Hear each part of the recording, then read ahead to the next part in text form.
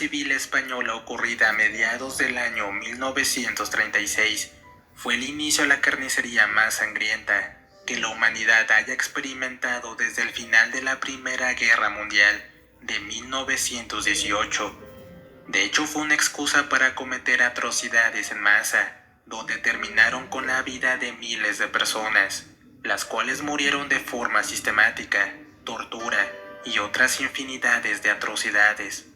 Como consecuencia del producto de esta guerra, ocasionó que se desplazaran miles de españoles a varias partes del mundo. Entre esas personas se encontraba mi bisabuela, que debido a esta increíble problemática, tuvo que dejar su vida en España, la cual estaba llena de lujos y grandes riquezas. Así que ella, junto con sus padres, hermanos y 3 hijos, partieron con dirección a México, dejando todos sus bienes materiales, ya que no tuvieron el tiempo necesario para tomar algo de valor.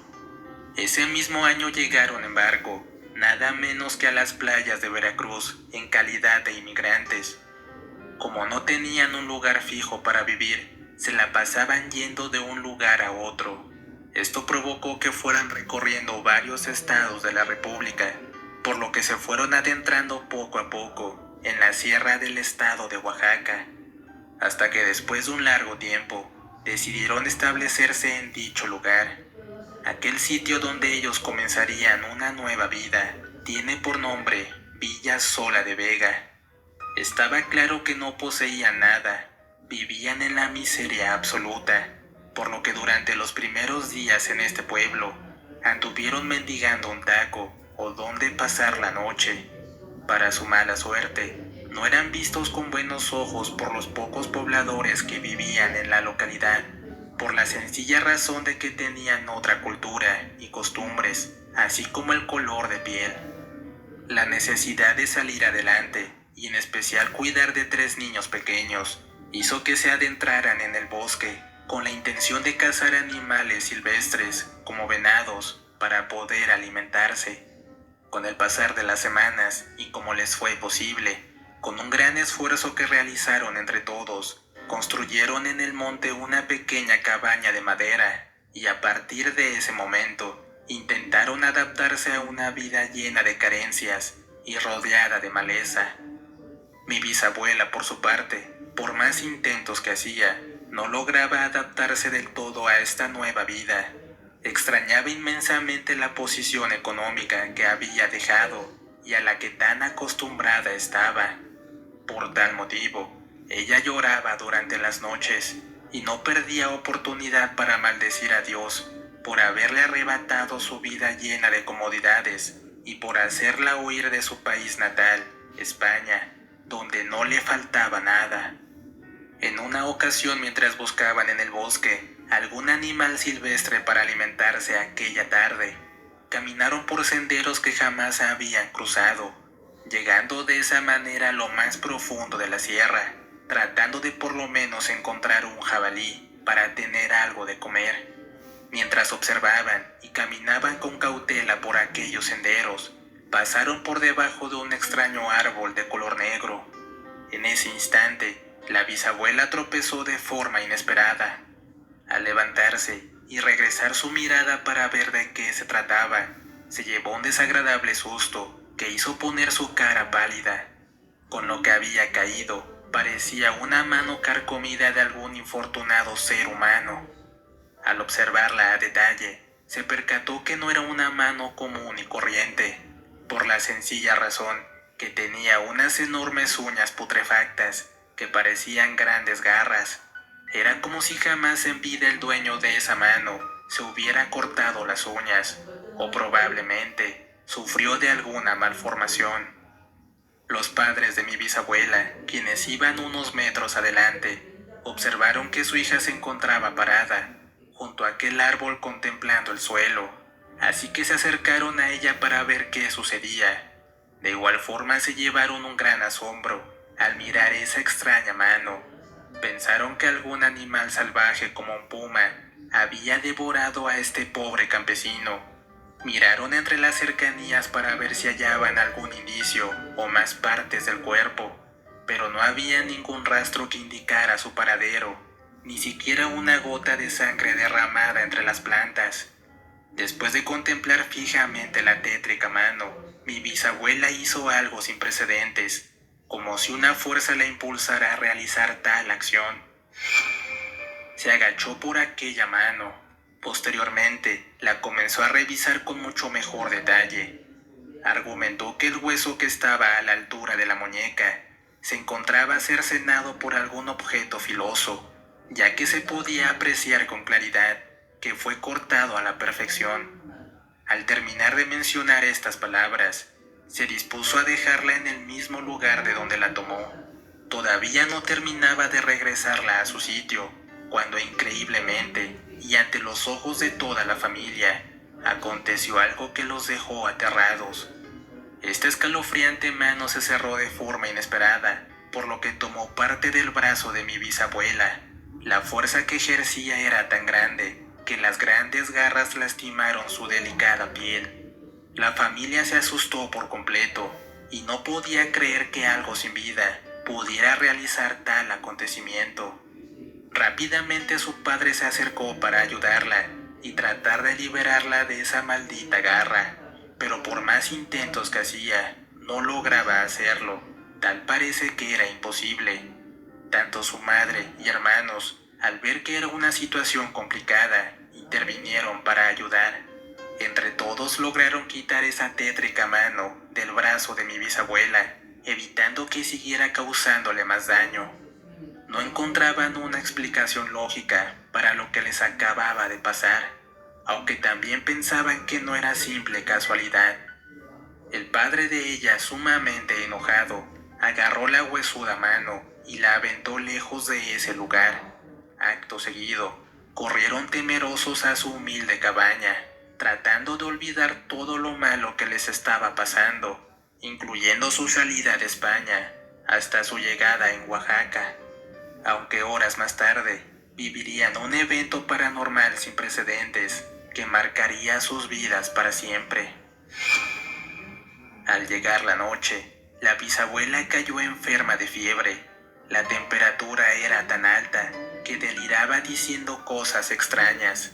En sus delirios, aseguraba que volverían a ser inmensamente ricos. Saldrían de esa miserable pobreza de vivir entre animales y lodo. Con el pasar de las horas, ella empezó a calmarse poco a poco, hasta que finalmente se quedó dormida. Solo hasta ese momento la dejaron sola en un cuarto y la familia se dispuso a descansar, o al menos eso fue lo que pensaron, ya que horas más tarde escucharon algo tan aterrador que los privó del sueño. De pronto, el silencio de la noche fue interrumpido por un ligero golpe en la ventana del cuarto donde dormía la bisabuela.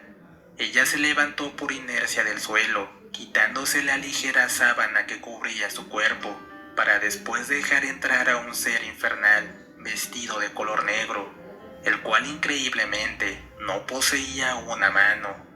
Este hombre tenía una apariencia horrenda, su cara estaba descarnada y de su cuerpo emanaba un fuerte aroma a azufre.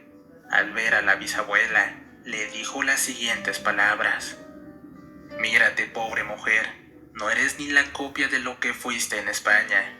Aquí duermes entre árboles y pisas lodo, al igual que heces de ganado de los miserables campesinos. ¿Qué acaso no extrañas tu vieja vida, llena de comodidades y riqueza?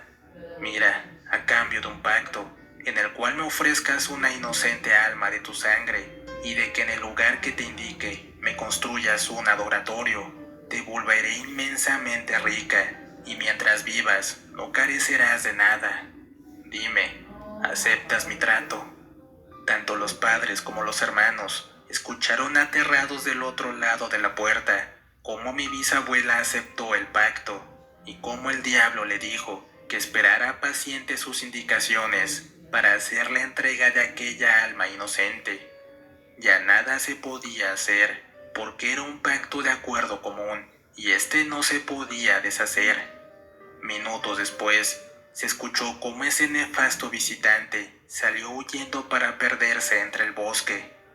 Los días posteriores eran intrigantes y la familia actuaba como si no supiera sobre aquel pacto con el diablo.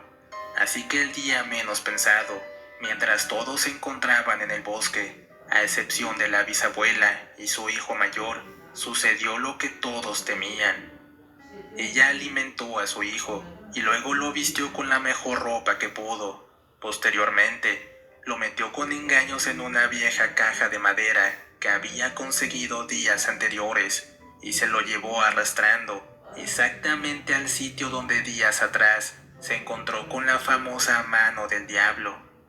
Una vez llegaron a ese escalofriante árbol de color negro, dejó la caja a un lado con su hijo adentro para luego retirarse a la humilde cabaña.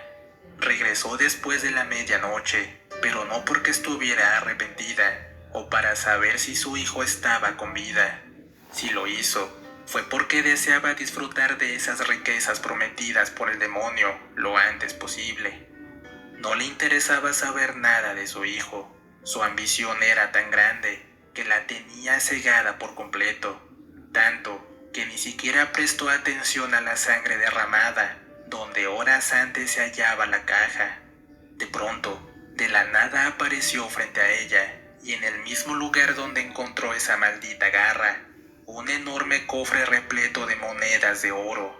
Sin dudarlo sintió alegría, pues ahora, con toda esa riqueza en sus manos, por fin saldría de la pobreza y tendría una vida igual o mejor a la que tuvo en España. Con todas las fuerzas que su cuerpo le permitió, fue arrastrando ese cofre hasta la humilde cabaña. Al entrar a su casa, de inmediato sus padres y hermanos le reprimieron por la ausencia del pequeño.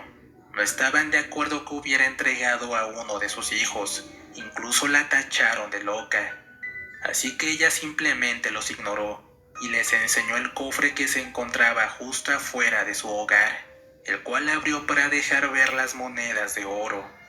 Sus padres y hermanos, al ver tan impresionante cantidad de oro, fueron cegados por la inmensa fortuna, por lo que poco les importó el sacrificio del pequeño. Al tener todo ese oro en sus manos, no dudaron un segundo en salir de esa pobreza en la que vivían. Lo primero que hicieron durante los siguientes días fue comprar esa enorme extensión de bosque donde habitaban, ya que era una parte del acuerdo celebrado con el diablo. A partir de ese año, y después de que ambas partes cumplieron con el pacto, la bisabuela y su familia construyeron una impresionante hacienda en Villa Sola de Vega, que de mirarla en días recientes impone terror. Esta hacienda hoy en día se encuentra entre el Palacio Municipal, el cementerio y el centro del pueblo, pero cabe mencionar que uno a uno de los involucrados directamente con ese pacto murieron trágicamente, empezando por la bisabuela.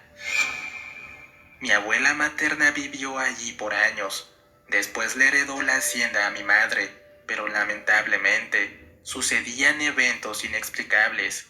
Aparecían gran cantidad de sacrificios de animales, niños y personas durante ciertos días del año, y esto era difícil de erradicar. Por desgracia, ya todo el pueblo sabía que este era el lugar exacto en donde el demonio mandó construir un adoratorio de sacrificios, y se convirtió rápidamente en un lugar plagado de infinidad de almas que no dejaban de asustar en esta hacienda. A finales del año de 1995, fue totalmente abandonada por mi madre y familia, ya que era imposible vivir en un lugar infestado de demonios, fantasmas y sobre todo de gente que venía de diferentes partes del estado o fuera del país para seguir con el culto a ese comealmas, engañador de humanos, que sin importar el costo de conseguir dinero y poder, ofrecían el alma de sus esposas, madres e hijos.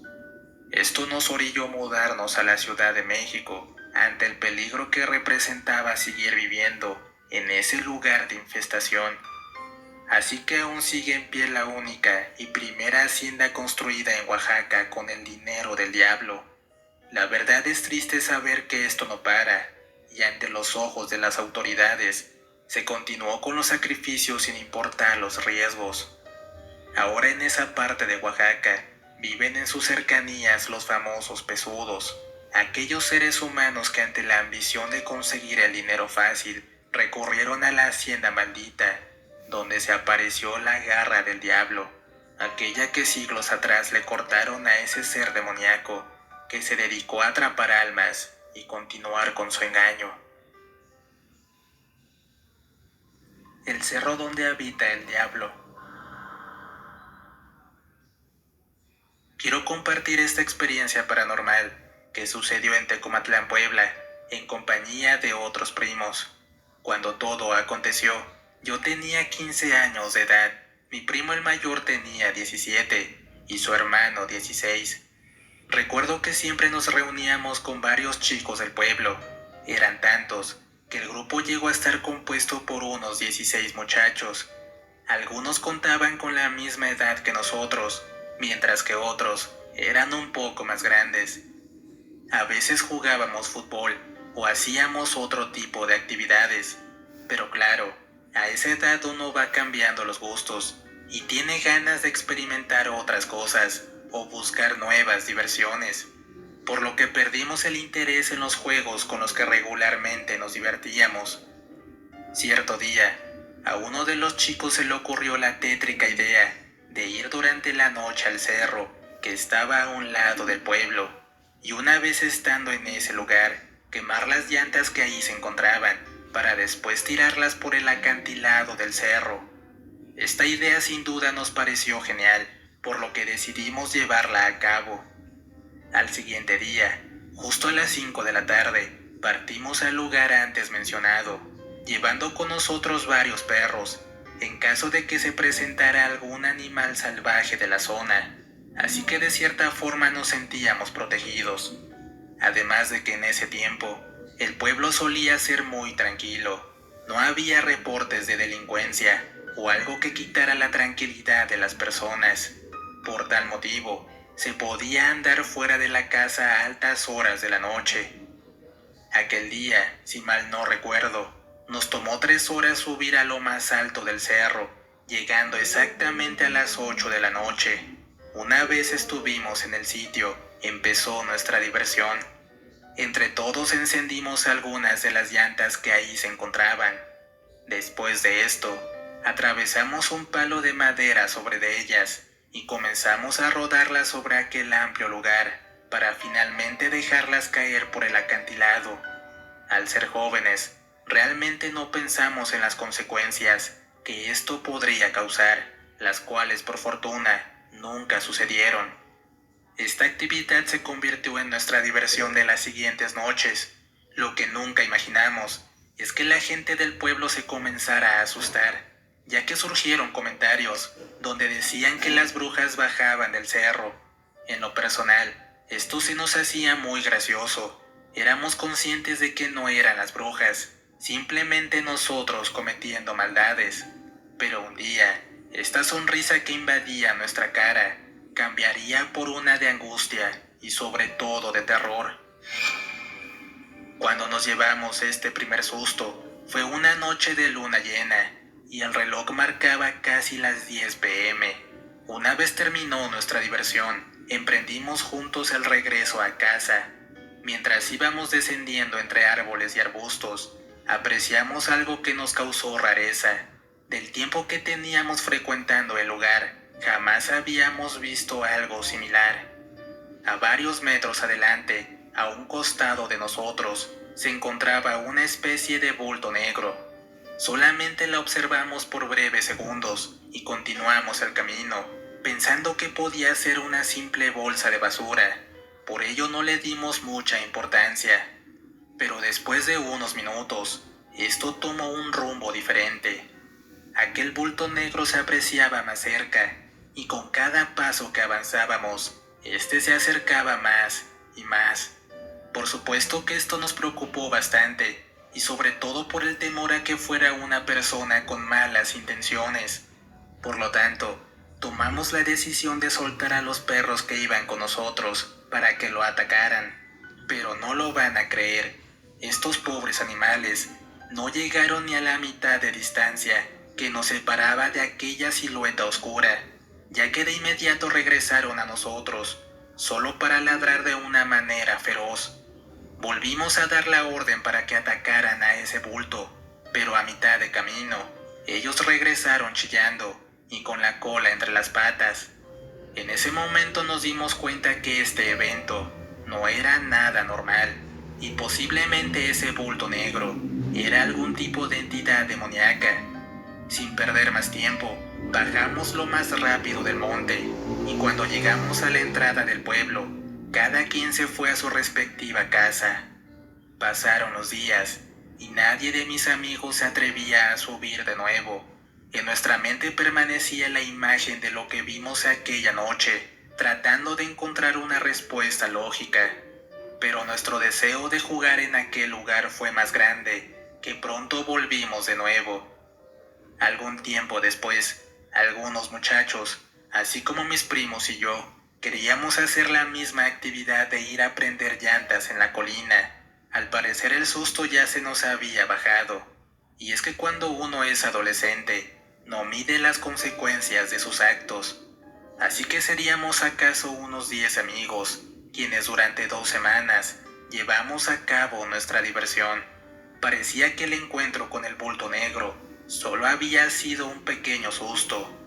A pesar de ello, subíamos y bajábamos por caminos diferentes, evitando a toda costa el lugar en donde nos asustaron. Todo marchaba con normalidad, nada fuera de lo común, hasta que una noche ocurrió la verdadera experiencia terrorífica.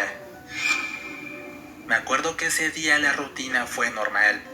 A eso de las 4 de la tarde, partí en compañía de mis primos, junto con el resto de los muchachos, sin saber que esa misma noche el destino nos tenía algo guardado. Una vez terminado de quemar las llantas, y al ver que ya no había más, decidimos regresar a casa, por lo que bajamos por un lugar distinto al acostumbrado, por la sencilla razón que ya les había mencionado, para evitar pasar por el lugar donde encontramos al bulto. Sin saber cómo, pero en la parte por la que bajamos, apreciamos que había una cueva. En ese momento nuestra curiosidad fue tan grande que nos impulsó a meternos y explorar su interior. Armados de valor, entre todos ingresamos a la cueva. El camino estaba sumergido por la oscuridad. No obstante, se lograba apreciar que metros adelante había un par de antorchas que iluminaban el lugar, así que continuamos avanzando. Pero más adelante, vimos algo que nos robó el aliento, haciéndonos saber que era un lugar maldito. En este tétrico lugar se encontraba un altar con gallinas destrozadas y partes de cuerpos humanos, y en las paredes había marcas de signos satánicos. Sin duda, en este lugar se hacían sacrificios. No era difícil imaginar para quién. Mientras más observábamos ese lugar, nuestro temor se incrementaba cada vez más. De repente, se sintió un frío bastante intenso, como si la temperatura hubiera descendido bruscamente. Este fue el último detalle que faltaba para hacernos salir corriendo de la cueva. Mientras corríamos a toda prisa, una carcajada aterradora retumbó en el lugar. En esos momentos algo me hizo voltear hacia atrás, y al hacerlo, me llevé un susto enorme. Vi a una persona bastante alta, con unos enormes cuernos y patas de animal, quien nos observaba fijamente. Sus ojos eran de color rojo, como 2 llamas ardientes. Pensé que solamente yo lo había visto, pero no fue así. También los demás lo vieron. Los perros que nos acompañaban esa noche corrieron por su vida, dejándonos a nuestra suerte. Después de haber salido de la cueva, corrimos como pudimos, tratando de esquivar los árboles que había a nuestro paso. De tanto correr se nos fue el aliento, por lo que nos detuvimos a descansar un par de segundos. En ese pequeño intervalo de tiempo, uno de los muchachos comenzó a hablar de lo sucedido, cuando de pronto dio un fuerte grito que nos asustó de nuevo, y con su mano señaló en la dirección opuesta. Al girar para ver qué señalaba, fue que vimos de nuevo a ese bulto negro, o mejor dicho, entidad maligna. Esta se encontraba a escasos metros de nosotros, y la cual venía flotando, acercándose lentamente. De nuevo comenzamos a correr, pero antes de hacerlo, vimos cómo esta entidad se detuvo y tomó una forma humana. Era la misma criatura con cuernos que vimos en la cueva. Mientras corríamos por el monte, se podía escuchar claramente las siniestras carcajadas del diablo. Al ser una noche oscura, en la que los árboles tapaban la luz de la luna, no me di cuenta que a unos pasos adelante había un hoyo en el suelo, el cual me hizo tropezar y en donde mi pie quedó atorado. Los demás corrieron sin detenerse hasta que dejé de escucharlos. Me abandonaron en ese lugar a solas y con aquella diabólica entidad. ¿Cómo me fue posible? Y sobre todo con desesperación, logré sacar mi pie. Para entonces ya no tenía fuerzas para correr, así que decidí caminar, tratando de hacer el menor ruido posible. Me di cuenta que mi entorno estaba muy tranquilo. No se escuchaba nada, ni siquiera los animales nocturnos cantaban. Ese silencio me estaba enloqueciendo. No sé qué me aterraba más, si estar solo y el silencio que había, o el diablo que habitaba en el cerro. Me encontraba a mitad de la nada. Lo único que me hacía compañía era la luna llena. Me sentía demasiado solitario. Pero esa sensación de soledad desapareció por completo cuando escuché unos pasos muy cerca de mí. De inmediato mi corazón empezó a palpitar a prisa por el gran miedo que sentía. Al mirar en mi entorno, fue que me topé cara a cara con ese demonio. Sin pensarlo dos veces, corrí sin tener un rumbo fijo. Lo único que deseaba era alejarme de ese oscuro ser. No sabía en qué dirección iba. De lo único que me di cuenta es que estaba subiendo en vez de ir bajando, hasta que finalmente llegué a una parte del cerro donde ya no había camino, más que solo un acantilado. Al echar una mirada para ver qué tan profundo estaba, pude apreciar que cruzaba un arroyo. Aparte se escuchaba la corriente que llevaba el agua. Quise volver por donde venía, pero al intentarlo, se escucharon pasos entre la vegetación, los cuales se acercaban poco a poco. Así que regresé al borde de aquel acantilado, y sin importarme si caía en el arroyo o en los árboles que había en la orilla, traté de buscar una sección por donde pudiera bajar. Para mi mala suerte, no encontré un lugar adecuado. Sin tener otra alternativa, empecé a bajar con mucho cuidado. Conforme iba descendiendo, lograba escuchar las macabras carcajadas de esa criatura del infierno. En mi desesperación por escapar de ahí a como fuera lugar, apresuré mi bajada lo más que pude, pero un paso en falso me hizo resbalar, por lo que caí varios metros de altura. Dios es tan grande que no me dejó solo en ese momento tan aterrador. Lo que amortiguó la caída fueron los árboles que encontré en mi camino. Solo escuché cómo se fueron quebrando las ramas por el peso de mi cuerpo. Creo que algunas tenían espinas, porque al caer al piso sentí sangre sobre mis manos, en mi brazo derecho y en el muslo. También me di un duro golpe en la cabeza, ya que sentía cómo brotaba sangre arriba de mi ceja. Sin embargo, la adrenalina que corría en mi cuerpo y mi instinto de supervivencia me hizo ignorar gran parte del dolor. Una vez me levanté del suelo, seguí corriendo sin parar, buscando con insistencia a alguien que pudiera ayudarme o alguna choza cerca, pero nunca pasó. Después de correr una gran distancia y con el pecho ardiendo, vi a lo lejos unas luces de un pueblo. Esto me hizo sentir un gran alivio. Por tal motivo, caminé un poco más tranquilo. Al llegar al pueblo, las calles se veían oscuras. Para mi suerte, a unas casas más adelante se encontraba un señor vendiendo comida. Cuando me acerqué y la luz de su puesto iluminó mi cuerpo, aquel señor apreció que me encontraba lleno de tierra, con sangre y con muchos golpes en mi cuerpo. Muy amablemente el señor y su esposa me tendieron la mano. Para ese momento yo estaba muy agitado y bastante asustado por todo lo que había vivido.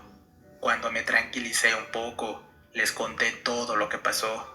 Después de platicarle los hechos, me dijeron que había llegado al pueblo vecino.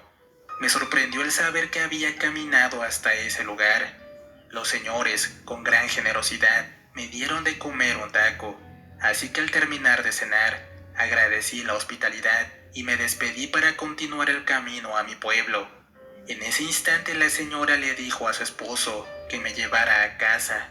Les dije que no se molestaran, pero ellos insistieron. Al final acepté, porque no quería seguir experimentando aquello que me pasó, o mejor dicho, no quería toparme con ese demonio. El señor me llevó en su carro hasta mi casa. Al entrar a mi hogar, mis padres me estaban esperando con una cara de enojo, pero al verme en mal estado, cambiaron su reacción. De igual manera les conté lo que pasó, y lógicamente me llevé un buen regaño. Seré sincero, debido a este evento paranormal, tuve que tomar terapia en la Ciudad de México. Emocionalmente estaba muy dañado.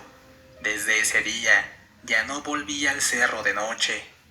Aunque ya pasaron años de aquella experiencia, todavía no me explico cómo no perdí la vida esa noche, y más por la altura de la que caí. Sin duda tuve suerte. De no ser así, no estaría aquí compartiendo esta historia con ustedes. Se la llegué a contar a algunas personas, pero no me creyeron. Incluso me llamaron loco. Gracias por escucharme. Entiendo si ustedes tampoco me creen. Saludos y que estén muy bien.